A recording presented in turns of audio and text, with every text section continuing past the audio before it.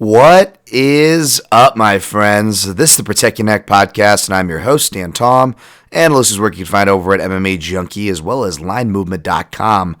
But on this here program, the Protect Your Neck podcast, we break down high-level MMA. That's what we're going to do today, tonight. Whenever you're listening to this, hopefully it is before the fight because I'm recording this Thursday night. Happy Thanksgiving to y'all, as my usual Thanksgiving ritual to break down the fight card from top to bottom as Fat Pat Tops Drop plays in the background. Thank you for that. You can download that on Apple Podcasts and, I was going to say iTunes, but it's Apple Podcasts where you can as well, I guess I should say, and give a rating review to this podcast while you're over there. 5-star rating and reviews. It's free. It's the giving season. Or if you're on YouTube, give the video a like and subscribe. Daniel Tom MMA. Sorry to drown you guys and keep hitting those plugs, but the channel's got to grow somehow. And speaking of Thanksgiving, hope you're well. Check the timestamps again for when the breakdown starts from top to bottom, or if you want to listen to even less than me, believe me, I don't blame you. Go to the very end where I recap my picks and plays. But Thanksgiving, not the biggest fan in any year, much less this year. So I feel y'all there. I feel bad. It's like I'm not a Thanksgiving person. As I'm sure some of y'all heard maybe why on that revealing podcast I did about myself. Not on this show. About house hopping as a kid and having kind of a not the greatest parts of your childhood. I'm not going to project that onto y'all. But to be honest, I'm not about the imperialistic stuff either, or the food kind of sucks, to be honest. That being said, even though I'm fucking Grinch and contrarian Dan Tom, especially with the picks last week and this week, right? I don't want to rain on the parade of other people, and I feel bad for other people who really enjoy it. Because Americans love some Thanksgiving. It's so fucking weird, folks. We are a fat country, but we're a selfish country. So you think Christmas or whatever but people are Thanksgiving, football, You see how it's a goddamn religion over here. But I can't relate to those things and subsequently pay the price. That being said, even though people are going to crucify me for that amongst many things, because we don't have enough divisiveness in this country or the world right now, I can find middle ground. I can find sympathy and empathy in my heart, as I am grateful every day, and I didn't need the pandemic this year to be reminded of it. But yeah, man, I got to hang out with my mom, even my stepdad a bit. Didn't get to see much of anyone else of the family. There's just too much people, and we're trying to keep those numbers down. We just got some Hawaiian food, man, some kalbi and some good eats, brah. Watched some movies. That was nice. Hopefully y'all got to spend some time with family and appreciate the more important things, It's just all these people complaining about Thanksgiving or blaming the governors or just all-out anti-maskers or whatever. I'm not going to get into that here, folks, but I just hope y'all because a lot of those same people are the ones saying, oh, we can't go into a lockdown. What's it going to do to mental health? What's it going to do? I hope y'all are reaching out to your friends and family. I hope you really are waving that flag and whatnot, helping the elderly. I actually tried partially using a portal part of this podcast. You guys could have felt good about it. I actually tried to get 2 heaters for this old folks home that's right down the street from here, but they actually turned it down. It's really weird. They thought I was I don't know, not they thought, but put it this way, it was just an offer to get little smoke heaters because they just have one smoking area where all the old people have to freeze their asses off. And guys like my stepdad who probably shouldn't be smoking, but he's a war veteran. What the fuck? He was gonna tell him what to do. We'll wheel his oxygen. People will wheel their oxygen tanks and shit, and it's freezing. So I'm can I get these people a heater? And the fuckers they look at me I'm Marty Bird from Ozark and shit. I'm trying to launder money through their facility. I'm they're fucking a couple $100 heaters you see at the restaurant, folks. It's a fire hazard, and yeah, we don't know about that. But you guys are okay with letting old people freeze. So it's fucked up. Anyways, just do what you can, folks, okay? Whether it's for your family members, old people, because I feel regardless of what side you are on the pandemics, governments, and lockdowns, I feel that's the message that's been touted, but not really followed up on. And it's kind of important considering we're all human beings at the end of the day. So be good to one another. Love one another. Be kind. And, be grateful every day. Not just some dumb imperialistic holiday. Like, let's do this. So I'm grateful you guys are here. I'm grateful for y'all. As we're going to get to, and again, with the aforementioned things, this is kind of... I took a couple tries at recording this, so sorry if I'm referencing things that aren't there. Just want to quickly plug, since it is Thanksgiving and what follows Black Friday. I hate the salesmanship, yes. Of course, mixedmartialanalyst.com, folks, which we're going to be switching up some hosting, perhaps doing some anchor, getting you guys to have some questions in here, make you more part of the show, less of me, get the questions, and make sure the fights that don't get skipped, although you can, of course, donate to the PayPal to make sure that happens. You know my DMs, my answers, whether it's on the podcast, on, off-air, official. Those of you who've been donating, we keep in close contact, and I appreciate y'all. That being said, at Dan Tom MMA, you don't need to pay anything. God forbid. I've had people reach out for many things, including mental health stuff, and I'm always happy to talk. I'm just talking about for the show and keeping this here program free, because I do that. Not a lot of places do their homework for episodes for you guys each week, consistent each week, much less are free each week. I check all those boxes. Am I crazy? Yeah. Am I go a little off to the left, a little off to the right? Yeah. Maybe it's a little hard to follow sometimes. Okay, maybe, but ain't nobody else out here offering you timestamps, and maybe if they are, they're not recapping their picks and plays and consistently coming back at you for free. So if you want to show your appreciation, go to mixedmartialanalyst.com. You don't have to click on the PayPal. You can do free methods like do your Onnit or Amazon shopping. I don't like helping the Bezos army, but why don't you ease your conscience by helping the Dan Tom army, the Protect Your Neck podcast army, the army of Husamal Paul Harris's? That's right. We're on the same team. Pretty much, Either way, ease your conscience and help me out there. Do a little click-throughs at no extra cost of your sale or whatever your original shopping intentions were. A little bit gets kicked back to this here program. Or just go ahead and give it a share at the PYN Podcast. I'll retweet you. I'll reshare you on the Instagram. It's at the PYN Podcast. At the PYN Podcast on all social platforms. I won't pollute your feed, but it does help a lot, folks. Just hitting those likes, those subscribes, the shares, the word of mouth. It's free. It's very, very helpful. I'd appreciate it as we push on here. So when you're doing your Black Friday shopping, please use the click-through. Please let me know you did. I will give you some love. I will give you a shout. And I will also make sure your stuff is getting tracked, because I want to make sure it is, okay? You're getting credit for it.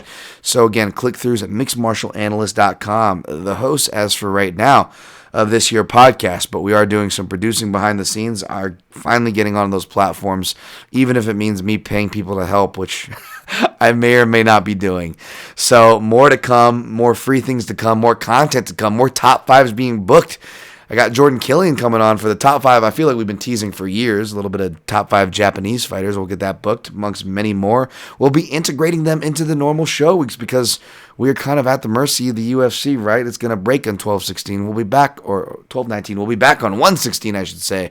But if you look, the UFC schedule is just a go until about April. So, although on weeks like this it can feel like some ultimate filler content, we will be filling your content with some ultimately some good stuff, I hope, and less of me, because more co-hosts. So that's good news, right? All right, on with the show. We're going to quickly recap UFC 255. I will try not to get hung up on the main event and my hatred for bandwagon fans, and how I feel like they have formed in MMA. Well, they have always been here, but just kind of thinking out loud. Of course, we went 8-4 in picks overall, which seems like a norm. 1-1 in straight plays. It was a wash in parlay pieces. 1-1 in props. Dice Tugera, Davison Figueiredo. I was hoping I was wrong. Not just to feather my fall, but honestly for matchups, although we didn't quite get the matchup we were expected to. We'll get to that in a second. He defeated Alex Perez via guillotine choke round 1.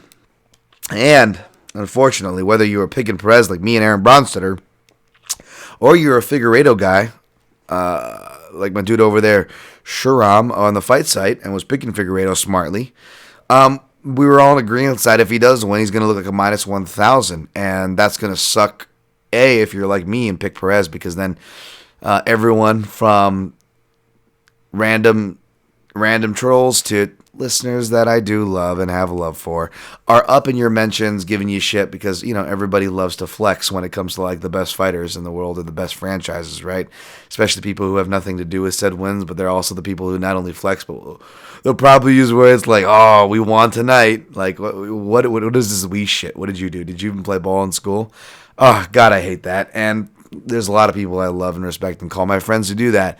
So I don't want to say it's not a judgment because it is. I'm not going to lie. I'm not hating on you, though. I get it. It's just I'm super contrarian. What do you want from me? Contrarian Dan Tom, right? And unfortunately, that fell in here, although I felt like I had some decent facts as far as why I ventured a shot on the underdog. Although I told no one to follow me off that cliff, but I did go off it, baby. Not hard, thankfully. But unfortunately, Perez kind of fought to his type, even though he arguably did show the things. He showed the process. But unfortunately, it was process versus opportunism. That's not my blind spot because I called it more than most. As far as the analysis goes, not the pick, of course. I was dead wrong. But as I said, the opportunism wins it. That's what tends to own me the most. Guy does everything super technical to win the round, and then the guy goes athletic move and then wins the round, or in this case, wins the fight. So good on you. Good on Figueiredo. I'm happy for the big picture. Perez will be back if you're a fan of him. Don't worry too much there for Perez fans. And again, folks, believe it or not, I am a Figueiredo fan. And believe it or not, I'm a fan of franchises like the Los Angeles Lakers. What annoys me is that all the bandwagon people who don't know the Elgin Campbell and fucking Nick Van Exel for 3, Vlade Divac's John Reno looking ass. They don't know that LA Lakers team, but all the fucking bandwaggers post Tim Donaghy, mob bought out, Shaq's piece of shit ass, Shaquille O'Neal. There's plenty of Shaqs I like, so I want to clarify that. They're all about that team though, right? And obviously I got love for Kobe. Respect for him. I always had respect for him. But and again, I got friends that are Goes and George, legit, real LA Lakers, from LA fans. I have respect for those people. I myself am a Figueiredo fan. This is why I'm upset, folks, is because all the bandwagoners or just people bringing that bandwagon bullshit energy come.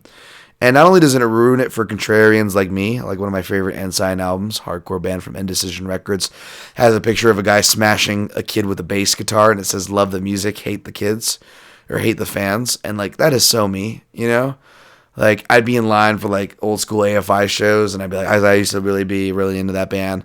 And every motherfucker in line was just talking about how they're a bigger AFI fan than you or everybody else. And they're just jerking their own and I'm just stop. Y'all make me hate going to concerts. You make me hate this band. And I love this band. So, but that aside, I also hate it for the people, the real fans. Again, the LA Laker example. All the bandwagon people take away from, the real hardcore day one fans, my dudes George and Goes. You know what I'm saying? Or even people like me who actually appreciate these teams when they weren't winning. That's how you tell real fucking fans, by the way. And so that's why I hate that. And again, even though I was dead wrong and get on the pick, I called that with the Figueiredo having those Khabib vibes. I mentioned surely proved that because when we don't have really franchises because the UFC is the franchise. So, and MMA is so chaotic and crazy, which people tend to forget because, you pick someone to lose and they're how dare you? But, MMA is so crazy. It is hard for guys like the Khabibs or the Figueiredos of the world to, amass pretty respectable records, right? Boxing-style records, right? Or, in the rare case, undefeated, in Khabib's case, right?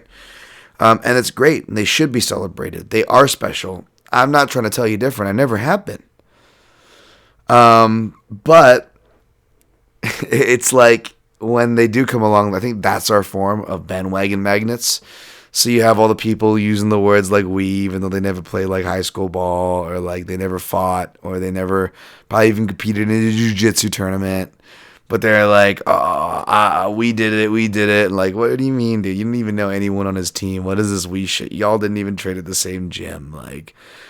It's just, it just brings out the worst that I hate. And I know, again, a lot of you, I went back and forth with on banter, and it's all love, right? And I'm not backtracking that. I'm not trying to be like crying over spilt milk or anything here. It has nothing to do with the pick, folks. Again, it's for not just my contrarianness, not just for the real fans, but I'll hit you with a third layer. The fighters and the people themselves, because now it's like all this hype and shit is just going to set him up for a fall. You better hope Figueiredo's got some good blinders on him and he doesn't read too much of his own headlines, because if we want more fun fights, we can't be getting people drunk off this hype. Like, I don't even know if Figueiredo's going to get cleared medically for the raw dick that he has from all y'all tugging him off so much. Like, people are straight up, like, jerking, like, he won, I was wrong, but, like, again, like, even, like, the Street Fight Bancho highlight has, like, a missed body kick, a failed leg lock, and then his guillotine, because, like, that's all he had. Like, he really just had the guillotine. But, like, I'm hearing people break it down, and, like, okay, I was wrong, and you didn't have to agree with me, and you can even hate on my breakdown before the fight. But at least I was tying it to things that were factually true, and even though my pick was wrong and Perez lost, he showed those things and was able to do those things even with, like, multiple cage grabs. You know what I'm saying? So, like, for what it's worth, and I'm not even gonna like focus on that or care. Like, that's why you didn't see me mention it or tweet about it. I don't care if Figueiredo would have won anyways, and opportunism won the day. And I hope to see those more fun fights, but he's gonna have to get past Moreno, which is gonna be deceptive. I am no longer allowed to pick against Figueiredo because of the Khabib comparison, and even though I admitted my bias for Benavidez. You know, again, because everybody's got to be like, I can't believe anybody picked Benavidez to beat him. And they got to, like, pump themselves up along with it. Because, again, that's the thing to do. I'm sure there's psychology for it. I don't know. Go get some character, folks. It'll help that. It'll help ease that. But, like, I just hope Figueiredo's character is in order and stuff, that he doesn't get, you know, drunk off the hype. And his dick's, like, not red from everybody trying to tug him off. Like, he's getting to that Conor Khabib status where, like, they could go to the edge of the stage and, like, motion toward their zipper, and, like, the whole crowd's gonna, you know, all y'all from the media on my side of things, who mainly makes this narrative, by the way. So I apologize for projecting onto you folks when really it's my side of the fence that tends to make these narratives and drive you guys blood crazy like piranhas with blood droplets in the water. But, like, I swear Figueiredo could motion to his zipper, and, like, half of y'all are going to rush the stage holding Dixie cups in the air trying to catch whatever he fucking drops. You know what I'm saying? Like, please pick me. Like, relax, yo. Like, let's let this guy get there. And I'm not crying over spilt milk, because, like, on the Fight Site podcast, we were split. All analysts, people I respect, split 50-50 for Perez and Figueiredo. But the one thing we all agreed on, because, like, I know, folks, it's crazy. There's actually more common ground than we like to think. But don't listen to me. Let's have more divisiveness, because let's have more my team versus your team. There's not enough of that in this world. The one thing was the common thread was, like, we want to see more of Figueiredo. We want to see an awesome fight. We want to see it play out. We don't want to see either guy ice the other guy quickly, and that's what happened, and we didn't get to learn anything. You know what I'm saying? And that's just from the analyst perspective. How about from the betting perspective, from more people I respect who also were on the right side of things that picked and played Figueiredo? I believe my man Brad T. Tazchuk there, he was just like, yeah, I picked Figueiredo, played Figueiredo, fan of him, but, like, I'm kind of disappointed. Like, I wanted to see more. And there's nothing wrong with that take. In fact, I would argue that is the smart take. Because, yeah, if you really are a fan of the guy, like, all y'all fucking are so happy to flex about, and I get it, it's a shitty year. There's not much to be happy about, so I don't blame you for taking someone else's success that you didn't do anything for and riding on their coattails. Go ahead. But, like, if we were truly going to call ourselves a fan of this sport and these fighters, like, don't you want to see more of them? And that was kind of the crappy thing for me. Again, anyone wants to, you know, get mad at me for crying over spilt milk, like, okay, like, that's why my pick percentages are in the positive. They're in the positive or number one in the contest that I take part in. My bets and picks probably below most of y'all out of the water. And when I do predict stuff, like, not just Tim Means as an underdog, where y'all are fucking stamping your feet on minus 300 favorites, but I'm actually not just picking underdogs like Tim Means over Mike Perry. I'm telling y'all how they're going to look on the scale before they even admit it to the media midweek. I'm telling y'all. And this isn't the first time I've done that, folks. So if you all want to accuse me of being a sore loser, let's look at sore losers are usually sore winners as well. I don't do that shit. I don't do big victory laps. And I'm not going to do it here, despite, people, sparking my pet peeve, which I know I shouldn't say, because now people are going to do it more. But guess what, folks? You're just outing yourself. And for one, again, I don't hate these guys like Khabib or Davison. I pick them way more than I pick against them. This isn't a hater thing at all. Y'all aren't going to have very many opportunities to do that, whether it's on those fighters or in general, because I tend to win more than I lose. So those of y'all using this podcast as a reference, I thank you. And I genuinely wish y'all continued success, good juju, and winnings. Whereas those of y'all who want to flex and look cool and on front runners and the big favorites, okay, have that. You can have your cookie too. Y'all are welcome to come party too. I'd be lying if I said I wasn't judging you a little bit in your character. But yeah, man, we'll see. It's a deceptive fight. Of course, I'm probably going to be picking Figueiredo, especially after this. I'll be accused of being a hater if I don't. I just hope we see more of the dude, man, because he is fucking entertaining. And I mean it when I'm a fan of this stuff and him. So I want to see more. Like every man, I wanted more. Valentina Shevchenko defeated Jennifer Maia, defeated unanimous decision. Not much to say about there. Tim Means defeated Mike Perry. I'm not going to victory lap that. In fact, I feel bad for the people that Mike Perry let down, because even though I disagreed and played and was right with my takes, I'm not going to fucking shit on people who are on the other side of it. Like, it was a very reasonable point of entry. And Tim Means, has looked pretty much shot. Like, I didn't think I was going to be betting him again before this matchup, folks. So, I'm not going to fucking after the fact it. But, yeah, man, I am happy for Tim Means. I do feel bad for Perry. I don't feel bad for Perry. I feel bad for Perry bettors, because I had friends who bet on him. But, I'm fucking happy as shit for Tim Means, man. I mean, that's the real story. Like, how about guys who fucking earned it, who go out there in the fights, technical, don't have the athletic gifts, don't have the luck from USADA, from life, from the prison system, judicial system, all the fucking bullshit. And he's out there just trying to fucking earn paychecks and support people that have, in a really troubled community. Like, go fuck yourself if you don't feel good for Tim Means, man. And y'all are just like, super athletic guy who looks like star wins. Like, okay, cool. That's great. Real stories, real people, real fighters, real dudes who pay their dues. That does it for me, just a little bit more. Caitlin Chukagian defeated Cynthia Calvillo via unanimous decision. I was wrong on this one too. But again, I'm not trying to feather my nest here after the fact, but I did say the line was, I was amongst those who did not like the line there, folks. I did not like the line, so hopefully y'all didn't play too heavily on it like I did and warned you not to do as well. Paul Craig defeated Shogun Rua via TKO. Depressing TKO. Again, I'm the kind of dude that hates being right, especially on fights like this, so no victory lap here. Because I felt bad for Rua. And I'm not going to give him shit for tapping his strikes. That's another conversation for another day, but I'm not one of those people who's going to freak out to it. It was just depressing. Because seeing Shogun stopped is depressing.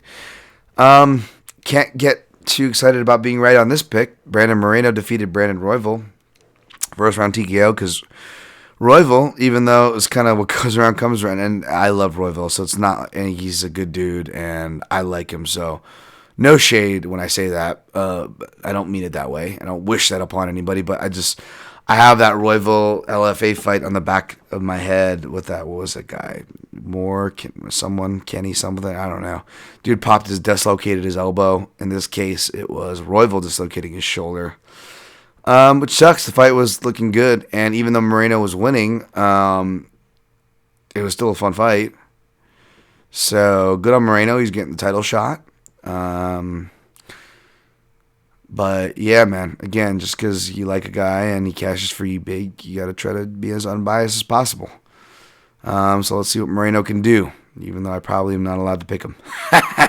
Joaquin Buckley defeated Jordan Wright via second round KO. Yeah, it was uncomfortable.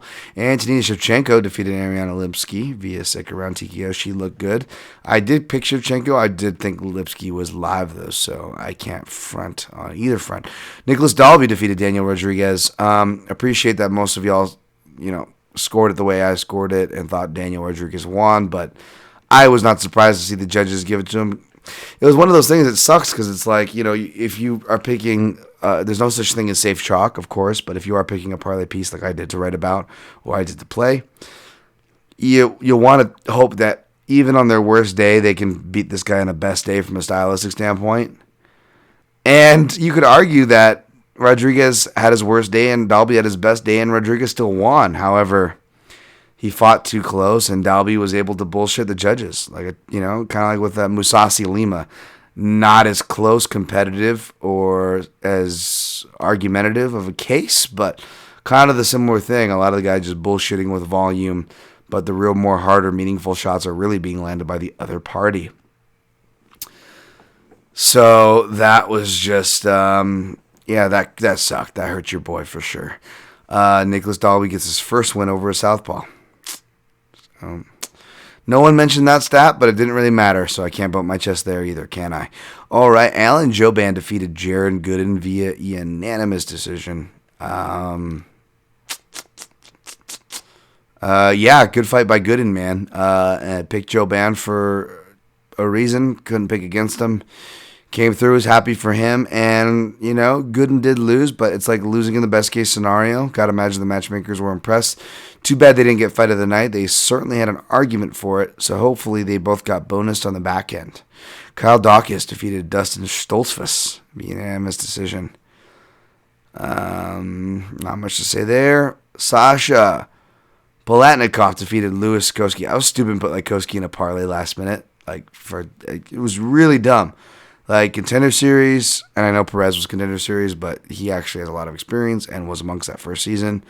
Whereas Koski, the seasons have gotten less strong as they've gone on. You could easily argue. No disrespect. And, of course, I'm not high on guys who only have first-round finishes because then when they get out, things get sketchy, right? And sure enough, that was a dumb line. So, good on Sasha, though, man. That was it. Sorry, hopefully I wasn't too salty on that first fight. it's nothing against Figueiredo or being wrong. It's just I don't like the bandwagoning, and it's just so odd to me. That's what you're gonna stand about. What about all the picks I got right, or what about all the other picks I got wrong? Nah. I don't know. It's just weird. Okay, we're gonna move on to this card, folks. What y'all came for. How long did I ramble your asses off for? 28 minutes. I'm sorry. That was the longest take yet. Shit. All right, 28. UFC on ESPN 18 is headlined by Curtis Blades minus 360, Derek Lewis plus 315. Let's make this breakdowns fast. Dude, this is another weird one. Again, people, I'm probably going to get shit for this. How could you pick against Curtis Blades when I'm more of a wrestling stan than most? And, I'm not afraid to disagree with my man Dan Levy. But I was listening back and I'm I didn't defend Blades too much. I know, and I don't blame Dan. A lot of people don't like the wrestling style that he has. I love it because I'm a weird nerd. So, again, that's why I'm not, offended that anybody would disagree with me. Not that I'm, again, wired that way. In fact, I just get pissed when people can't just let things fucking lie and be. We have to argue about everything. I actually love Curtis Blades. I barely pick against him. And Derek Lewis, I don't dislike him, but I almost never pick Derek Lewis. I picked him and called the last fight to a T, but that's, again, I can't really victory lap that. He was a big favorite. And I think most people call it the dynamic of this fight. However, this time around, people are giving the comeback dynamic a lot less credit. Which is strange because even though Oleinik is not as good of a fighter, not as much of a ceiling, yada yada, to Curtis Blades, even Oleinik at his advanced age, you could argue, has a faster finishing rate than Curtis Blades, right? First of all, Curtis Blades ignores submissions, whereas Oleinik doesn't. So he already kind of cuts his own arm off as far as he only allows him one way to finish. Now, Blades is big, powerful, amazing wrestling and ground and pound, so it's not a bad approach, right? It's fairly high percentage. That being said, yeah, he is completely ignoring one thing, which not only goes for my weird, almost seemingly superfluous Alexei Olenek comparison, but more specifically, actually plays to this matchup. So, in other words, Curtis Blades not only has to out-wrestle guys, check, usually not a problem, but he's got to get him out of there by ground and pound. Unless it's like a washed JDS who's expecting wrestling and gets clipped by a random shot, which, like, Blades was actually not doing that great in that fight when you look at it before then, right? And that's the most closest thing we've seen to, like, Blades trying to fight against type. Otherwise, he seems hardwired, and this is going all the way back to his collegiate tape study, which I've been citing since he stepped onto the scene, folks, is that this guy's hardwired to be aggressive, to get in on hips and go. And that's what worries me, is that we got to see it kind of play out against a more durable, savvy guy who also uses tripod-style get-ups, by the way, and Alexander Volkov, who, by the way, of course, lost to Derek Lewis, who he's facing. Not trying to chest bump on the MMA math, but there's just plenty obvious examples as to why this fight could be closer than the odds indicate, which you should always assume that anyways, whether it's a proven product or unproven product, when you see north of 2-1 spreads in heavyweight MMA. It's not that crazy, folks. That being said, I will admit, even for self-admitted contrarian Dan Tom, I do feel a bit crazy for picking Derek Lewis in this spot. It's like, this is the one spot Dan Tom, wrestling stand, never pick Derek Lewis guy. Like, you're going to pick Derek Lewis against the wrestler? I get it, folks. It's against character. It seems crazy. And I don't blame people for saying this is the perfect matchup for Curtis Blades, but you could also argue that it's the perfect matchup for Derek Lewis, and the fact that, again, back to the previous cited example, when we do see that play out, where when Blades can't get a guy out of there via TKO, he's forced to wrestle, and we saw it in the same cage in the Apex earlier in this pandemic era, in this same very year, despite training at how many X amount of camps at Elevation, things got sketchy in rounds 4 and 5. That perhaps a more heavier-handed fighter, as good as Volkov is, he's not a knockout puncher.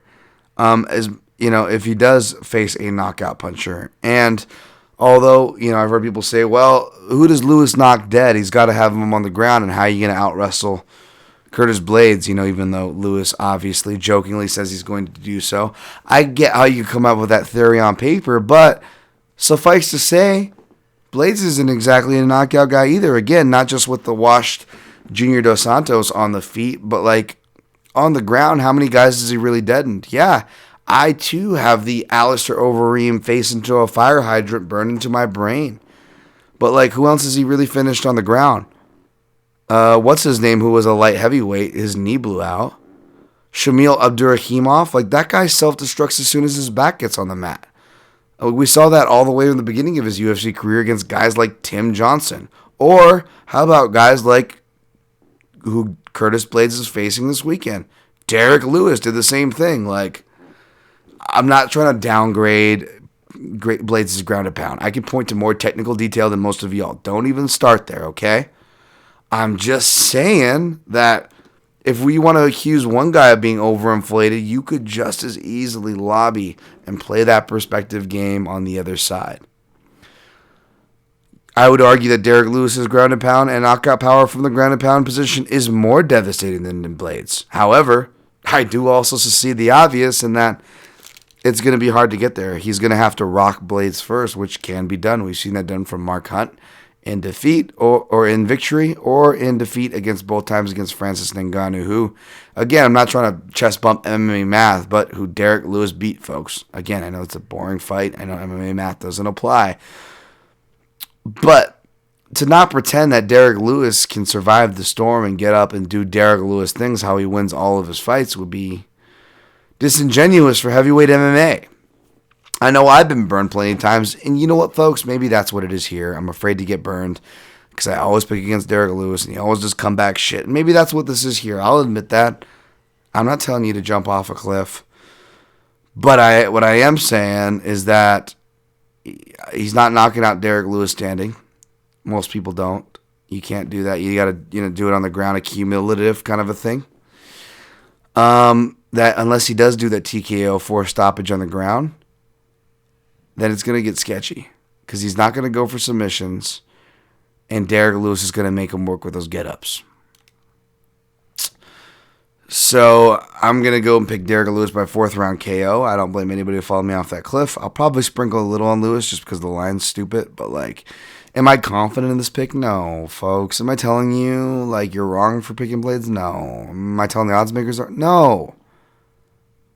I'm just, God forbid, picking an underdog to win at heavyweight. Is that really so crazy? Kill, leave me the fuck alone. Stop giving me shit for my contrarian main event picks here. That's the point of this podcast. I'm sorry. This is not a fun episode. I suck. Let's move on to the co-main event now. Anthony Smith minus 135 now, despite opening at minus 160, which I thought was even kind of low, against Devin Brown Bear Clark at plus 115. Sorry for your ears. Come on, Devin. Come on, Devin. Come on, Devin. Yeah. David Clark, of course, going to be in Devin Clark's corner. Very excited for that. This podcast is a big fan of David Clark. And come on, Brown Bear. He starts losing when his son starts self-destructing. Or in the last fight, it was just so great, right? You go to like round 1 or 2, and he's just like, he's right. Devin Clark's trying to find a way out. He's shelling up against the cage, and you just hear his dad go, "Fight, God damn it, fight!" You gotta fight, God damn it. It's so great. I love it. And then he's in the corner like yelling at him, and I love it because production like accidentally clicks over to the audio of the booth, and you straight up hear fucking like Rogan, Anik, and DC. You hear them all like just laughing as hard as we all are at Devin Clark's dad. And then when they come back officially, John Anik is just so great. He gives his little subtle nods, and he's got to clean up because he's a pro and he's great, right? And he's just like, yes, a little bit of a little behind the scenes entertainment here from David Clark. And Rogan's all trying to play it off like he's was totally not just making fun of him, going, yeah, it was very very interesting there. So it was kind of worrisome though. I was listening to the Aaron Bronstetter TSN MMA show.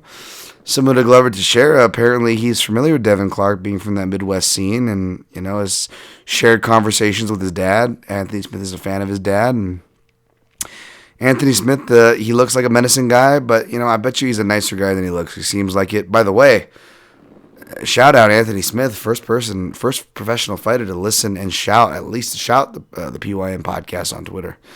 So I always got a soft spot for him. I like what I'm hearing. Unless he's completely washed, that's the only way he loses this fight. I know Devin Clark can do a control performance, but like, dude, he was barely able to do it against fucking a middleweight in Dequan Townsend on short notice, who can't wrestle.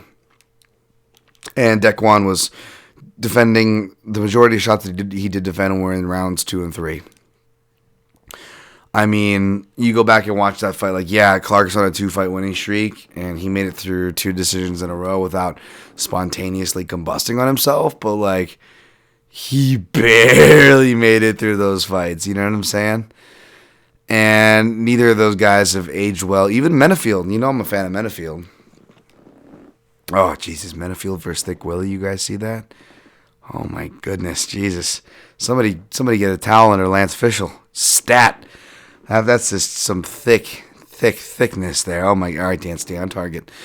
But yeah, man. Like, speaking of thickness and Team Teddy Bear, Brown Bear, come on, dude. I don't know. I know Anthony Smith, even in his prime and in his best middleweight run and his recent best light heavyweight run, he's not like a process-driven guy you can count on. And Dan Tom is more about process guys. But, like, he's the opportunist, and Clark's got the process and pathway to walk, but I don't think he could do it without combusting. And I thought minus 160 was playable and questionable. But now you're going to trend down minus 135. Like, I have to play it at this point, like, out of principle. So I put 1.5 on minus 135 on Anthony Smith here. That's all I got to say. I wrote about that fight, too, in the Line Movement MMA betting sheet, which is out. Meow, right? Meow. Next fight, Josh Parisen minus 210, who looks like the original web guy, Mike Stith. Looks like a mix between him and Shoeface. Minus 210 against Parker Porter. John Jones, alum fighter, plus 175. I'm going to go with Josh Parisen, and there's not much to say about that fight. Play at your own risk. Heavyweight MMA, folks.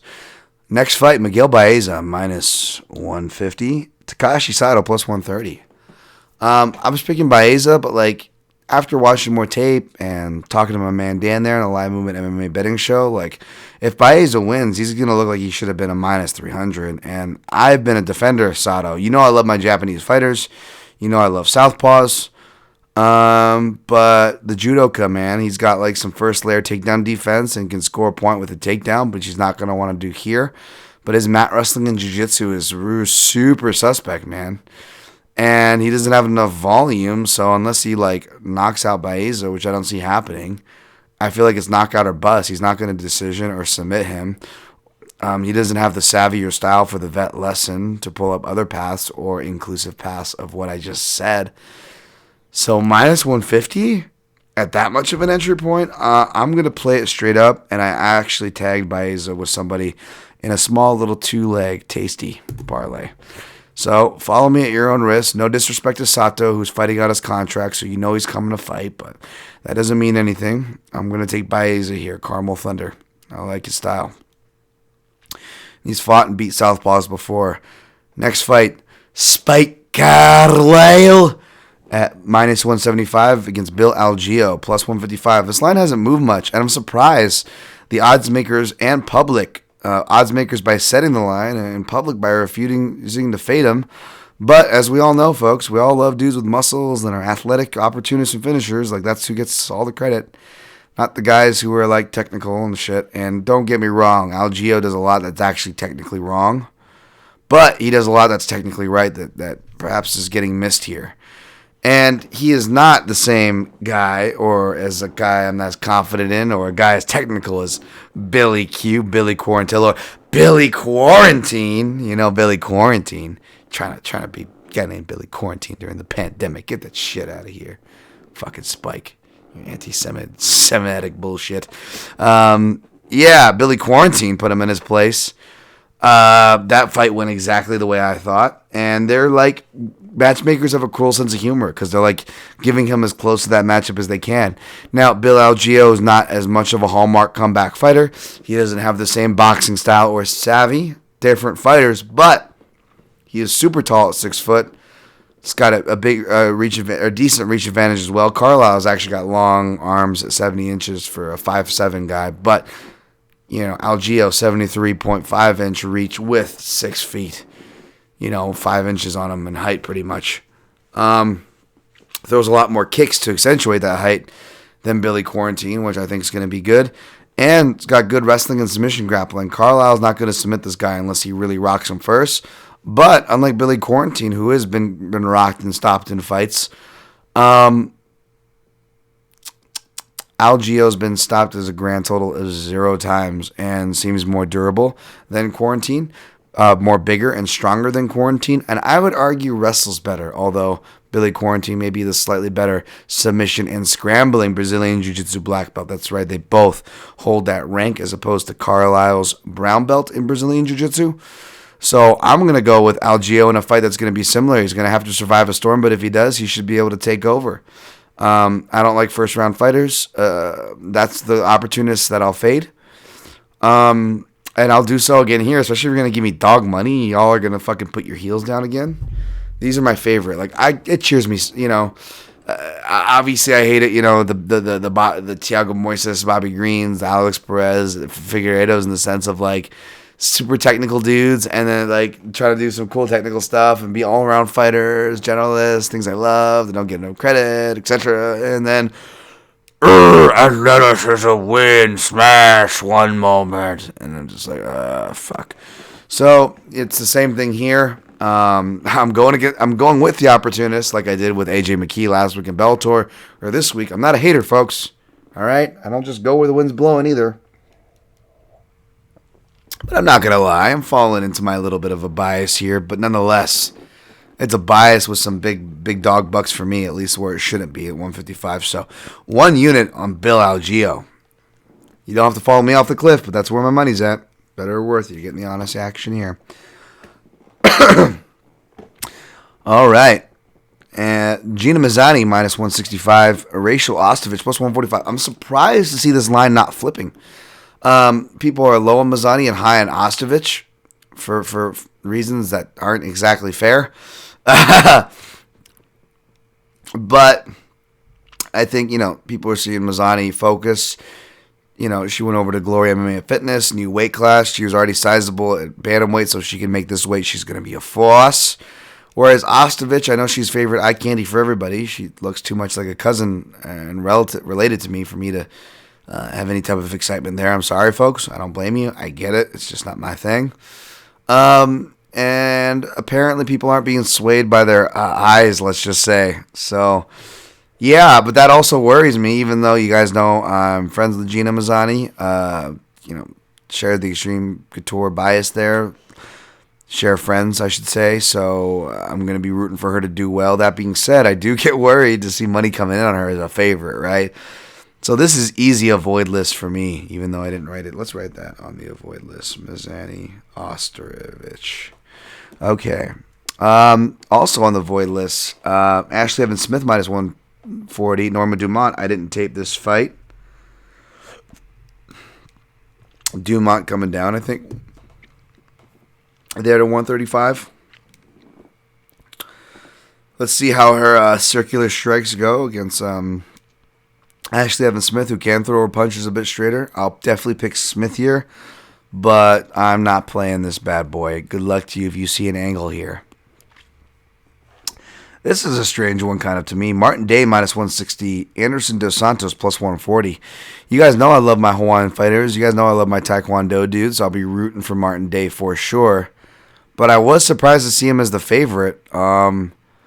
It's not just against a more experienced guy and like what looks like a striker versus grappler against Anderson Dos Santos, Brazilian name generator, right? But like Martin Day could have some potential chin problems, and it's weird, man. Dude's fought at flyweight, but bantamweight's banger weight. That's where he's never been stopped at flyweight. He's been stopped at bantamweight. So I don't know what the deal is with Day.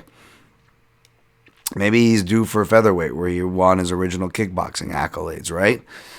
I'm going to pick Dos Santos here, and I may sprinkle on him. I don't want to. Dos Santos gets rocked, but Dos Santos will fight for your money. You know what I'm saying? And he may get rocked, but I think we could argue he's got a better chin than Martin Day. Martin Day, don't let the Taekwondo and the kicks fool you. He's got actually really good left hook that I see being live here, especially throwing as a check. But he's open to getting hit too. And Dos Santos swings, man. He keeps working. Martin Day's got deceptive takedown defense like that Max Holloway style, his training partner there. More better than you would think it is. So he's doing the right things. That being said, Dos Santos can still get some good takedowns, man. He's still got some decent level changing against the fence. He's going to be pushing the pressure hard for 3 rounds. He's more experienced, more ways to win, and you're going to put a plus number like that on there? I don't blame anybody for taking a stab. I haven't yet. I'm probably going to sprinkle, even though my heart really wants Day to pull this out. But the pick will be Anderson Dos Santos. So Sumiderji minus 320, Malcolm Gordon and plus 260, giving no respect to Bazooka Joe's boy, Malcolm Gordon, Brazilian Jiu-Jitsu black belt. Much better grappler than Sumiderji on paper. Sumiderji looks more opportunistic, got some hook kicks and some flash. Doesn't have a great sample size, so I'm surprised to see him open as a big favorite and then get juiced up some more. However, Sue is working with some people I know. When I go look on his socials, those people are good grapplers out here at the Extreme Couture. Shout out to Bryce Harley and company. So I think he's going to be prepared. I'll go ahead and pick Sue here, but I feel like the value is easily on Malcolm Gordon, who my heart's going to be rooting for him, and Bazooka Joe in the corner. TSN MMA crew, but there's bias on both sides, so I am plagued. I'm going to put that on my avoid list. Gordon Sumiderji. There we go. Do what you will.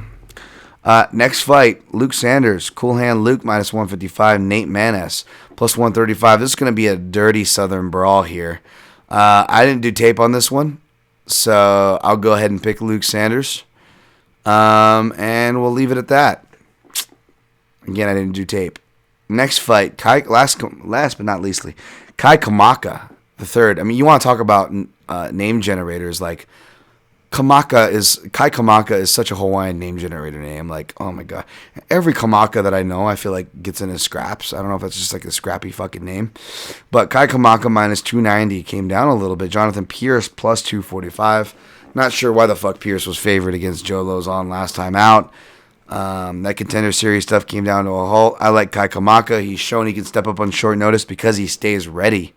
And he's been staying ready again, folks. That's why he was able to go 3 rounds against Tony Kelly. Tony Kelly, who's going to be able to offer more, as much in volume as Jonathan Pierce, not as much as power as Jonathan Pierce. Kai Kamaka, he shells, he dips, he's shorter. He's going to have to watch out for Jonathan Pierce's money shot uppercut. But unless that uppercut can crack that hard Hawaiian chin, which I don't think it can, I think this is Kamaka's fight all day long. He's a better clincher, clinch fighter, clinch striker, clinch wrestler, better wrestler. He's going to be able to stay out of the submissions. Again, we didn't see Tony Kelly get any of those close catches in that fight for a reason. And on the feet, Kai Kamaka's left hook is going to have Jonathan Pierce's name written all the fuck over it. Watch out for that left hook, folks. Kai Kamaka, between trading back home in Hawaii with Ray Cooper III, or staying ready on the pads with the striking out here with Sugar Ray Sefo at Extreme Couture. This guy looks in shape. He looks ready. He is the parlay piece I included on my line movement MMA betting sheet. Of course, Algio was the live dog. And I said you can pair this minus 300, now minus 290. So you'll actually probably get more to the plus 125 range. But I got it for plus 122 by combining Kamaka and Baeza.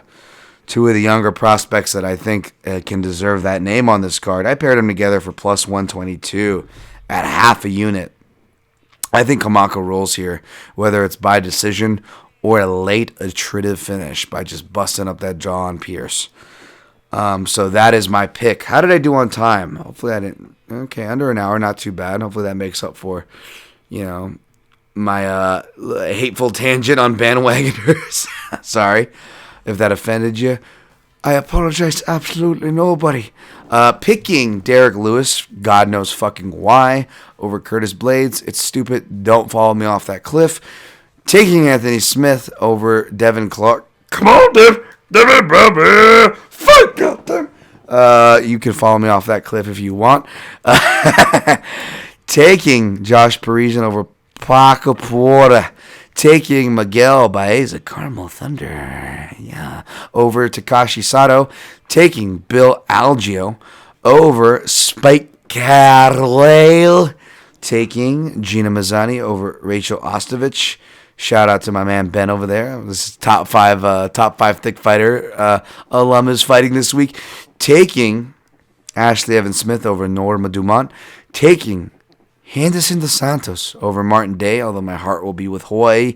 Taking Sumaderji over Malcolm Gordon. Split on that one. Taking Luke Sanders over Nate Manis. Taking Kai Kamaka over Jonathan Pierce. Parlay Kamaka and Baeza plus 122 for half a unit. Took Baeza as well straight up because the entry point is low enough at minus 150 for 1.5 units. Chuck Algio is my live dog, 1 unit. Didn't play Anderson Dos Santos, but he's probably the next dog on that list, FYI. And lastly, but not leastly, in the straight plays, I felt like I was forced to take Smith at minus 135 for a unit and a half. I didn't cover much props. I apologize, folks, because I didn't play any. And on my avoid list, of course, the ladies' fights, Smith and Dumont, Ostovich versus Mazzani. And I didn't tape those, nor did I tape the scribble scrabble that is, Sumaderji, Malcolm Gordon, or really Luke Sanders from Manis, if you want to include that on this avoid. Thank you guys again for sitting through my nonsense. I know I'm not the easiest to listen to. I just hope that anything I say can help you cash and make some money. That genuinely does make me feel a bit better when you guys... you guys want to go in and fucking pump your chest about betting slips and making some money and putting your money where your mouth is. I will support that every day of the week, even if it's against my picks. Most of y'all, all of y'all that ever messaged me know that. I'm not salty when it comes to that. I genuinely do love it. It makes me happy if I can help any of you guys cash or any of that and be a useful reference. So genuinely, folks, I wish you nothing but luck this weekend on your picks and plays. I wish you a good holiday and a good weekend. I know it hasn't been easy. I've been a bit extra nuts myself, as we all kind of are, so keep that in mind, folks, and let's try to extend olive branches and love, you know what I'm saying, instead of the normal bullshit, because even if it's well-meaning, the world's got a bit too much of it right now. My heart's with you. My DMs are open. Good luck on your picks and plays, and always protect your necks.